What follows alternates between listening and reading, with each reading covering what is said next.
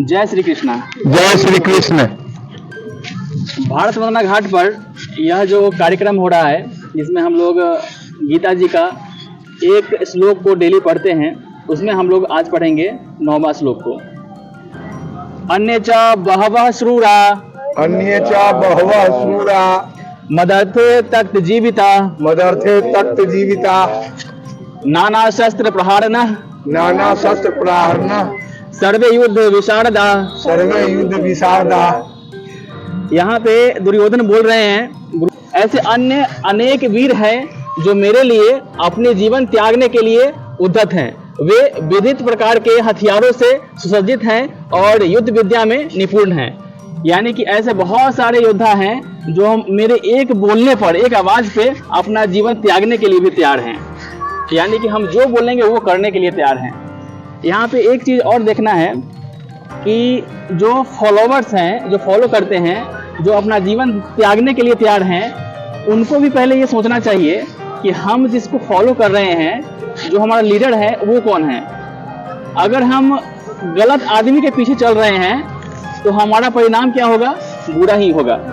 तो सबसे पहले कभी भी किसी का हम बात मानते हैं तो सबसे पहले हमें ये सोचना चाहिए कि हम किसको फॉलो कर रहे हैं। आपने जो कहा वो बात बिल्कुल सही है।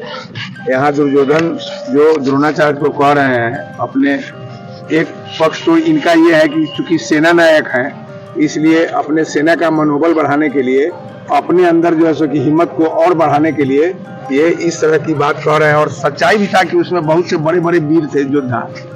लेकिन आपने जो एक बात कही वो बहुत ही सही बात बोली कि जो समर्थक हैं, जो फॉलोअर्स हैं, जो सहयोगी हैं, उनको भी विचारना चाहिए कि हम किसका साथ दे रहे हैं। मेरा तो यह मानना है कि मित्र का कर्तव्य है कि अगर जो मेरा मित्र कहीं गलत रास्ते पर जा रहा हो तो उसको जितना भी हो सके उसको पहले समझाया जाए।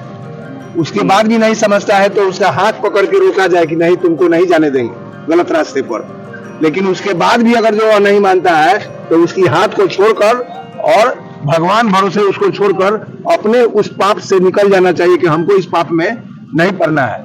लेकिन उसके पहले अपने मित्र को बचाने का, भटकने से रोकने का पूरा प्रयास करना चाहिए। लेकिन उसके बाद भी जब वो नहीं मानता है तो उसका हाथ छोड़ करके अपने उस दलदल में जाने से बचना चाहिए। अगर जो उनके जो सहयोगी थे, उनके समर्थक थे, अगर जो दुर्योधन को समझाए होते और लास्ट में उनको कह दिए होते कि आप गलत रास्ते पर हैं, आप जो है सो सत्य से लड़ाई करने जा रहे हैं, मैं आपके साथ नहीं जाऊंगा, तो हो सकता है कि यह महाभारत होने से बच जाता।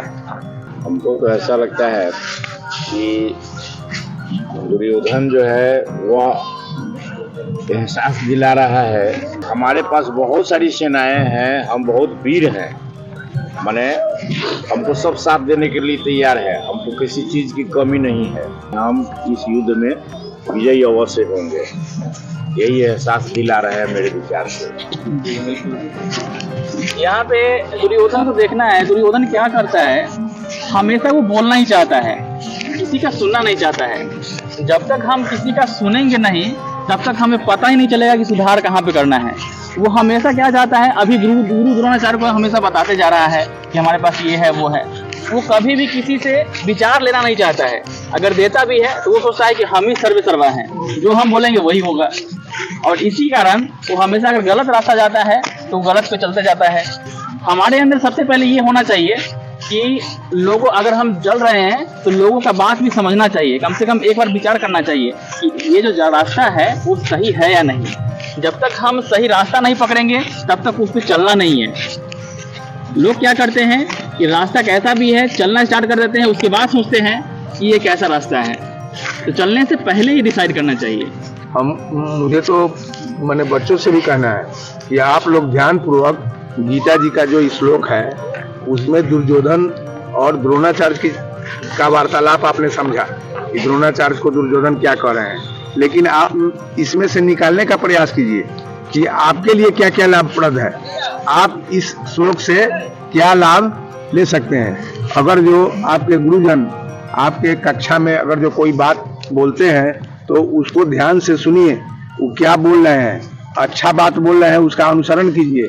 अगर जो ध्यान से सुनिएगा नहीं केवल यही मन में लेकर के बैठे रहिएगा कि नहीं मैं जो कह रहा हूँ वही जो है सो कि सही है, गुरु जी का बात का वो नहीं मानिएगा, तब आप में ज्ञान जो है सो कि नहीं आएगा। आप इस तरीका से भी इसका लाभ ले सकते हैं, मुझे जो लगता है। जी जी जी, मुझे लगता है इस सत्र को नाम ही दे देना चाहिए गीता फॉर स्टूडेंट्स, क्योंकि स्टूडेंट्स के लिए जो एक रास्ता होता है, वो जीवन का जो काल होता है वहीं पे भटकते ज़्यादा हैं और उन्हीं को सबसे ज़्यादा ज़रूरत होता है। तो गीता का भी ज़रूरत।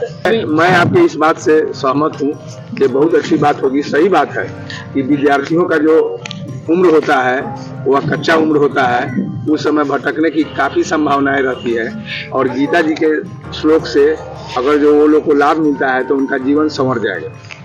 तो बच्चे डेली याद करके लाते हैं श्लोक, गीता जी का श्लोक को। तो आज हम पूछते हैं किन किन को याद है। आप लोगों में से किसी को याद है? याद है? धृष्टकेतुश्च चैकितान काशीराश्च वीर्यवान् पुरोजित कुंती भोजश्च सैव्यश्च नरपुरम्। इसका अर्थ पता है? नहीं याद है, कोई बात नहीं। आज के लिए बस इतना ही, फिर कल मिलते हैं अगले श्लोक के साथ। जय श्री कृष्ण। जय श्री कृष्ण।